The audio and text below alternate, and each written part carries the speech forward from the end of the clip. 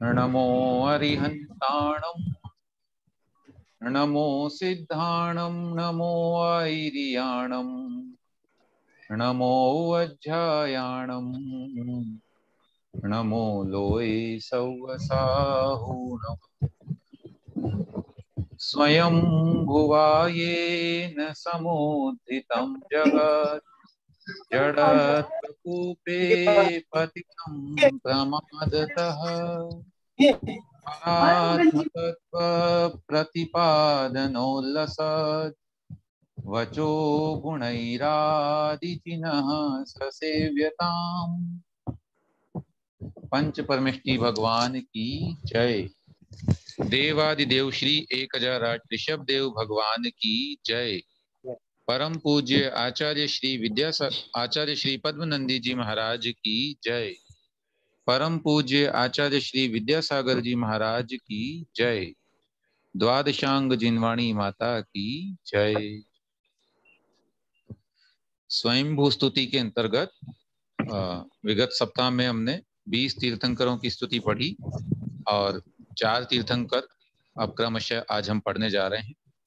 आइए जो भी उच्चारण करना चाहें वो सूचित कर दें। मैं पढ़ती हूँ भैया जी आज। ठीक है, आप पढ़ें। आइए 21वां पद्य बोलते हैं। परम्परायत तयाति दुर्बलम् परम्परायत तयाति दुर्बलम् चलं स्वसौख्यं यद सौख्यमेव तत् चलं स्वसौख्यं यद सौख्यमेव तत् अधः प्रमुच्यात्मसुखे कृतादरो अधः प्रमुच्यात्मसुखे कृतादरुः नमिर्जिनो यः सममास्तु मुक्तये नमिर्जिनो यः समास्तु मुक्तये। हाँ, समास्तु नहीं ममास्तु। सॉरी ममास्तु, सॉरी ठीक, पुनः बोलते हैं। परम्परायत तयाति दुर्बलम् चलं स्वसौख्यं यद सौख्यमेव तत् अधः प्रमुच्यात्मसुखे कृतादरो नमिर्जिनो यः सममास्तु मुक्तये। परम्परायत संधि विच्छेद देखते हैं। परम पर आयत तया, परायत तया लिखा है, सो पर आयत तया अति दुर्बलम चलम स्वसौख्यम यत असौख्यम एव तत् असौख्यमेव तत् असौख्यम एव तत् अधः प्रमुच्य आत्मसुखे कृत आदरः नमिः जिनः यः सह मम अस्तु मुक्तये। कह रहे हैं परम अर्थात जो पर है और पर आयत तया, पर माने अन्य के, आयत तया, आयत का मतलब होता है अधीन होना, तो पर के अधीन होने के कारण अति दुर्बलम अत्यंत दुर्बल है। या इसको यूं लगा सकते हैं कि परायततया पर के अधीन होने की वजह से जो परम यानी पर ही है, और अति दुर्बलम अत्यंत दुर्बल है, चलम अर्थात चलायमान है माने स्थायी नहीं है, और स्वसौख्यम यत, यत माने जो, स्वसौख्यम अर्थात जो संसार संबंधित या इंद्रियजन्य सुख है, वह सुख कैसा है, तत् असौख्यम एव, वह तो असौख्य माने दुख ही है। असौख्य माने सुख का उल्टा विपरीत अर्थात दुख, तो तत् असौख्यम एव, वह तो दुख ही है। क्यों है, तो कारण बता दिया कि वो पराधीन है, अत्यंत क्षीण है, चलायमान है, और इस तरह से पर होने की वजह से वह सुख भी, संसार का जो सुख है वह दुख ही है।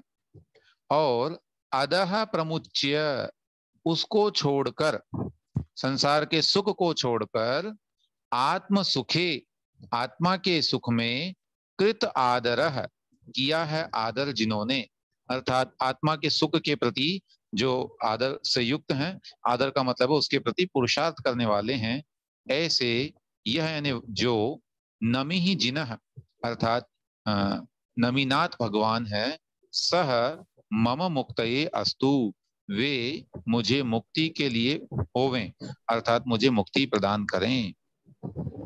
तो यहाँ पर नमीनाथ भगवान जो कि 21वें तीर्थंकर हैं, उनकी स्तुति करते हुए आचार्य कह रहे हैं कि जिन्होंने संसार के सुख को पर के अधीन होने से पराया समझा, अति दुर्बल समझा, चलायमान समझा, और अंत में कहा कि ये सुख नहीं, ये तो दुख ही है, इसलिए उसे छोड़ करके आत्मा के सुख में जिन्होंने रुचि प्रकट की और स्वयं आत्मा के सुख को प्राप्त किया, ऐसे नमीनाथ भगवान हमें भी मुक्ति प्रदान करें, ऐसी प्रार्थना हम उनसे करते हैं। ठीक है, तो यहाँ नमीनाथ भगवान को संसार के सुख को दुख रूप बताने वाला बताते हुए उनकी विशेषता बताई और पुनः उनकी स्तुति की गई। अस्तु, आइए 22वें तीर्थंकर श्री नेमिनाथ भगवान की स्तुति पढ़ते हैं। अरिष्ट संकर तन चक्र नेमिता, अरिष्ट संकर तन चक्र नेमिता, मुपागतो भव्य जनेषु योजिनः, मुपागतो भव्य जनेषु योजिनः, अरिष्ट नेमिर्जगतीति विश्रुतः, अरिष्ट अरिष्ट नेमिर्जगतीति विश्रुतः, स ऊर्जयन्ते जयतादितः शिवम्, सह ऊर्जयन्ते जयतादितः, भैया जी एक सेकंड, स ऊर्जयन्ते जयतादितः शिवम्। बहुत बढ़िया। अरिष्ट संकर तन चक्र नेमिता, मुपागतो भव्य जनेषु योजिनः, अरिष्ट नेमिर्जगतीति विश्रुतः, स ऊर्जयन्ते जयतादितः शिवम्। अरिष्ट संकर्तन चक्र नेमिताम, यहाँ नेमिता लिखा है, नीचे मुपागतों में से म आ जाएगा, सो नेमिताम प्लस उपागतः, भव्य जनेषु यह जिनः अरिष्ट नेमी ही जगति इति विश्रुतः, जगतीति जगति प्लस इति विश्रुतः, सह ऊर्जयन्ते जयतात् इतः शिवम। क्या मतलब? कह रहे हैं अरिष्ट संकर्तन चक्र नेमिताम, अरिष्ट का एक अर्थ होता है अशुभ, अमंगल, तो अरिष्ट संकर्तन यानी अमंगल का संकर्तन करने के लिए, कर्तन माने काटना, नष्ट कर देना, तो अशुभ का नाश करने में चक्र नेमिताम, चक्र की जो नेमी होती है, नेमी बोलते हैं धार, तो चक्र की जो नेमी है उस नेमी की नेमी पने को माने चक्र की धार पने को उपागत है यानी प्राप्त है, अर्थात कहने का भाव यह है कि जो यह माने जो जिनह जिनेन भगवान, यह जिनह जो जिनेन भगवान, भव्य जनेषु भव्य जीवों के, अरिष्ट संकर्तन अमंगल का नाश करने के लिए, चक्र नेमिताम उपागतः चक्र की धार के समान हो गए, अर्थात सभी प्रकार के अरिष्टों का कर्तन कर दिया और उसको नष्ट कर दिया। ऐसे इस वजह से यह जिन्ह है जो जिनेन्द्र भगवान, अरिष्ट नेमी अर्थात अरिष्ट नेमी इति इस नाम से जगति विश्रुतः पूरे संसार में जगत भर में विश्रुत हो गए अर्थात प्रसिद्ध हो गए। उनका नाम ही क्या हो गया? अरिष्ट नेमी, है ना, अरिष्ट का नाश करने वाले। ऐसे सह यानी वह, कहाँ, ऊर्जयंते, ऊर्जयंत गिरी पर, है ना, ऊर्जयंत गिरी बोलते हैं, गिरनार गिरी जिसे हम कहते हैं आजकल, उसका नाम है, शास्त्रों में मिलता है ऊर्जयंत गिरी। तो उस ऊर्जयंत पर्वत से शिवम इतः, मोक्ष को प्राप्त हुए थे, सह जयतात, वे जयवंत हों, उनकी जय हो और सर्वकाल वे जयवंत रहें, ऐसी भावना यहाँ कर। तो आचार्य भगवंत यहाँ नेमिनाथ भगवान की वंदना करते हुए कह रहे हैं कि जो सभी भव्य जीवों के अशुभ कर्मों का नाश करने में, हाँ, अशुभ कर्मों का नाश करने में चक्र की धार पने को प्राप्त हैं, है ना, चक्र की धार के समान है, इसीलिए जो संसार में अरिष्ट नेमी इस नाम से प्रसिद्ध हैं, तथा जो गिरनार पर्वत से मोक्ष पधारे, ऐसे वे अरिष्ट नेमी भगवान सदा इस लोक में जयवंत रहें। नेमिनाथ भगवान का एक नाम अरिष्ट नेमी भी मिलता है ना, प्राय शास्त्रों में अरिष्ट नेमी नाम से उनका उल्लेख किया गया है। ठीक, ऐसे नेमिनाथ भगवान को हम भी प्रणाम करते हैं। और आइए अब 23वें तीर्थंकर चिंतामणि पार्श्वनाथ भगवान की वंदना। यदूर्ध्वदेशे नभसि क्षणादहि, यदूर्वदेशे नभसीष्णादहि, प्रभोः फणारत्नकरैः प्रधावितम्, प्रभो फणारत्नकरैः प्रधावितम्, पदातिभिर्वा कमठाहते कृते, पदातिभिर्वा कमलाहतेः कृते, करोतु पार्श्वः सजिनो ममामृतम्। करोतु पार्श्वः सचिनो ममामृतम्। पुनः बोलें सभी।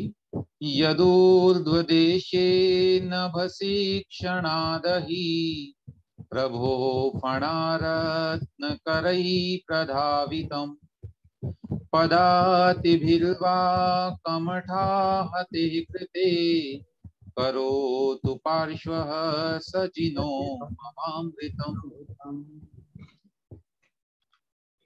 यत् ऊर्ध्वदेशे नभसि क्षणात् अहि प्रभोः, यहाँ पर क्षणादहि लिखा हुआ है और उसमें हाइफन लगा के प्रभो से जोड़ा गया उसको, तो निकलेंगे इसमें से शब्द क्षणात् अहि प्रभोः फणारत्न करैहि प्रधावितम्, पदातिभिः वा कमठ आहतेः कृते, करोतु पार्श्वः सह जिनः मम अमृतम। ममामृतम, मम प्लस अमृतम, यहाँ दीर्घ संधि हो गई। अर्थ देखें इसका, कह रहे हैं आचार्य, यत ऊर्ध्व देशे, जिनके ऊपर के भाग में, है ना, जिनके मस्तक पर, जिनके सिर पर, नभस यानी आकाश में, है ना, मस्तक से ऊपर की ओर आकाश में, क्षणात क्षण भर में ही, अहि प्रभो हो, अहि माने सर्प, प्रभु माने स्वामी, सर्पों के स्वामी अर्थात धर्णेन्द्र, नागेंद्र कहा जाता है उनको, है ना, धर्णेन्द्र नागेंद्र इत्यादि। तो अहि प्रभो माने धर्णेन्द्र के फणा रत्न करैहि, उनके मस्तक पर जो फणा लगे हुए हैं, उन फणाओं में लगे हुए जो रत्न हैं, उन रत्नों के कर माने किरणों से, उन किरणों के द्वारा प्रधावितम दौड़ा गया, दौड़ने लगी किरणें। कब दौड़ने लगी, सो वो प्रसंग सभी को ध्यान है, जब कमठ ने उपसर्ग किया तो उनके ऊपर धरणेन पद्मावती इत्यादि जो प्रसंग आता है उसके अनुसार उन्होंने उस पर फणा बना लिए, और उस फणा के ऊपर से जो रत्नों से एक कांति निकल रही थी, वह क्या कर रही थी, जैसे वा यानी अथवा या मानो, पदाति भी ही अर्थात पैदल चलने वाले सैनिकों के द्वारा, है ना, उन किरणों रूपी सैनिकों द्वारा, कमठ आहते कृते अर्थात कमठ का विनाश करने के लिए, कमठ को आहत करने के लिए, प्रधावितम दौड़ा गया, यह धावा बोला गया, है ना, उसके ऊपर आक्रमण किया गया। ऐसे सह पार्श्व जिनः, वे पार्श्वनाथ भगवान, मम अमृतम करोतु, मेरे लिए अमृत अर्थात जहां कोई मरता नहीं है, ऐसे मोक्ष को प्रदान करें। ठीक है, तो समेकित अर्थ बनेगा कि जिन पार्श्वनाथ भगवान के मस्तक पर आकाश में कमठासुर को मारने के लिए, अब यहाँ शेषनाग शब्द लिया है इन्होंने, शेषनाग रूपी एक तरह से कह सकते हैं, जैसे शेषनाग के फणों में लगे हुए रत्नों की किरणों के समान, या वो उनकी किरणें पैदल पदाती सेना के समान धावा करती हुई सी मालूम पड़ती थी, ऐसे वे पार्श्वनाथ भगवान मेरे लिए मोक्ष को प्रदान करें। ठीक है, और वैसे अहि प्रभु का मतलब ये भी लगा सकते हैं धरणेन्द्र, और सामान्य संस्कृत के अंतर्गत जो है सर्पों के स्वामी शेषनाग को माना जाता है, तो उस दृष्टि से यहाँ पर लेखक ने अर्थ किया होगा और उन्होंने वह लिखा है। बाकी यहाँ पर तो टीकाकार ने भी धरणेन्द्र ही अर्थ उसको ग्रहण किया है, अहि प्रभु मान धरणेन्द्र का। अस्तु, तो यहाँ अर्थ बन गया कि ऐसे पार्श्वनाथ भगवान जब उनके ध्यान अवस्था में कमठ का विमान जा रहा था ऊपर से, और उसको रोकना पड़ा क्योंकि तीर्थंकर के ऊपर से कोई विमान जा नहीं सकता, वह नीचे उतरा, देखा उसने, और भगवान पार्श्वनाथ को देखकर पुराना वेल याद आ गया और उसने उन पर उपसर्ग करना शुरू किया। तब उनके जो भक्त देव थे वे आए और उन्होंने जो है उनके उपसर्ग को दूर किया। तो ऐसे वे पार्श्वनाथ भगवान हम सभी को मुक्ति प्रदान करें।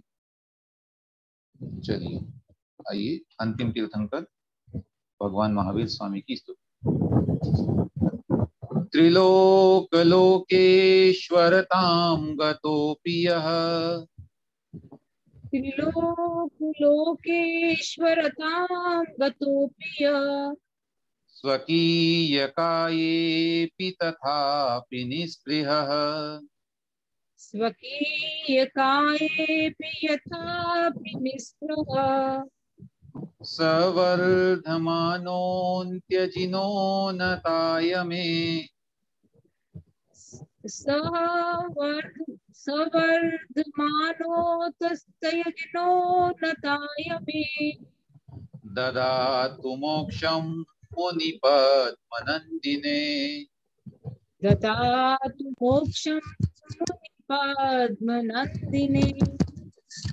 पुनः बोलते हैं, त्रिलोक लोकेश्वरतां गतोऽपि यः स्वकीयकायेऽपि तथापि निःस्पृहः सवर्धमानोऽन्त्यजिनो नताय मे ददातु मोक्षं मुनिपद्मनन्दिने। देखें, कह रहे हैं आचार्य, त्रिलोक लोक ईश्वरताम, त्रिलोक लोक ईश्वरताम गतः अपि यह स्वकीय काये अपि तथापि निःस्पृहः सह वर्धमानः अन्त्यजिनः नताय मे ददातु मोक्षम मुनि पद्मनंदिने। कह रहे हैं, त्रिलोक लोक ईश्वरताम गतः, तीनों लोकों के जो प्राणी हैं उन प्राणियों के ईश्वर पने को प्राप्त, अर्थात त्रिलोकीनाथ जो बन गए हैं, ऐसे भी मतलब तीनों लोकों की ईश्वरता प्राप्त करने पर भी यह माने जो स्वकीय काये अपि तथापि, तथापि यानी फिर भी, स्वकीय काये भी अपने शरीर के प्रति भी, अपने काया में भी निस्पृह स्पृहा रहित है। जब अपने शरीर में ही निस्पृह है तो पूरे संसार में तो स्पृहा हो ही नहीं सकती है। अर्थात तीनों लोगों के ईश्वर होते हुए भी वे ईश्वर पने को अपने आप में मतलब उसका अहंग नहीं करते कि मैं पूरे लोक का ईश्वर बन गया हूं, तो फिर भी इतना महान वैभव होने पर भी अपनी काया में भी जो निस्पृह हैं। सह वर्धमानः अंत्यजिनः, वे अंत्यजिनः अंतिम जिनेश, अंतिम तीर्थंकर श्री वर्धमान स्वामी, मैं यानी मुझे, कैसा हूं मैं, नताय जो नत है, झुका हुआ है, नमस्कार कर रहा है, ऐसे नमस्कार करते हुए मुझे, मुझे किसे, अंत में लिखा है मुनि पद्मनंदिने, अर्थात पद्मनंदी नामक मुनिराज के लिए मोक्षम ददातु, मोक्ष प्रदान करें। हे भगवान, आपसे यही प्रार्थना मैं करता हूं। ठीक है, तो यहाँ पर आचार्य महाराज ने एक बार इसको अन्वय से देख सकते हैं। यह माने जो त्रिलोक लोक ईश्वर ताम गतः अपि, तीनों लोकों के लोकेश्वर पने को प्राप्त होकर भी, तथापि फिर भी, स्वकीय काये अपि, अपने शरीर में भी, निस्पृह अर्थात निस्पृह थे, सह वे अंत्य जिनः अंतिम तीर्थंकर, वर्धमानः श्री वर्धमान भगवान, नताय में मुनि पद्म नंदिने, नमस्कार करते हुए मुझ मुनि पद्म नंदी स्वामी को, मोक्षम ददातु मोक्ष प्रदान करें, ऐसी मैं प्रार्थना करता हूँ। ठीक है, इस तरह से इस पद्य के इस काव्य के अंतिम पद्य के अंतर्गत आचार्य महाराज ने अंतिम तीर्थंकर श्री महावीर भगवान की वंदना की और उन्हें प्रणाम करते हुए बताया कि वे कितने महान थे जो 3 लोक के नाथ बन गए, लेकिन रंच मात्र भी उसका मद नहीं, अपने शरीर के प्रति ममत्व नहीं। ऐसे वर्धमान भगवान जयवंत हों और हम सभी को मुक्ति प्रदान करें। ठीक है, इस प्रकार आचार्य पद्मनंदी महाराज द्वारा विरचित यह स्वयंभू स्तुति यहाँ संपन्न होती है।